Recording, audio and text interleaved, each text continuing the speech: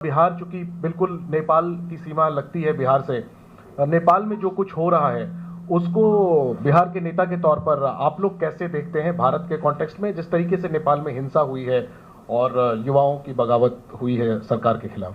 ये बात तो सर्वमान्य है कि किसी भी पड़ोसी देश, खास तौर पर नेपाल के संदर्भ में शांति बहाल रहे, इसकी इच्छा सब लोग करते हैं।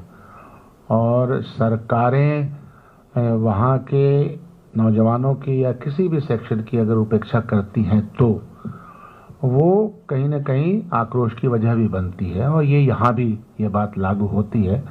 लेकिन शांति बहाल हो, इसकी हम कामना करते हैं जितने जल्द हो सके। उसके जितने भी आयाम है उस पर बातचीत होनी चाहिए।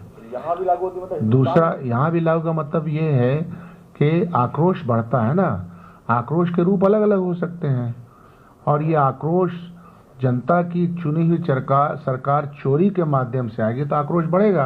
आक्रोश का आयाम अलग अलग हो सकता है। यहाँ मतलब हिंदुस्तान की बात कर रहे हैं ना आप? यहाँ भी किसी भी जगह पे होता है, ये हमारे सामने चीजें देखी हुई है। मतलब अप्रत्यक्ष सरकार को भी, भारत सरकार को भी चेतावनी दे रहा है कि अगर वोट चोरी होता है तो इस तरह के रजिस्ट्रेशन बिहार या रूप पर कोई बात नहीं है। बात यह है कि गुस्से का इजहार होता है।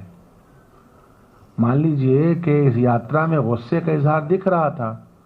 गुस्से के इजहार के अपने अलग अलग तरीके हो सकते हैं। हम एक तरीके को ही मान लें कि यही तरीका सही है, ऐसा नहीं है। मैं कह रहा हूँ हमारे यहाँ तो इतिहास है गुस्से के इजहार का। ब्रिटिश साम्राज्य से जब हम लड़े तो गुस्से के इजहार के डिफरेंट तरीके हैं। तो ये होते हैं, इसलिए चुनी हुई सरकारों को और बिहार हिंदुस्तान के संदर्भ में जो बातें हमने कही, इसको वही तरह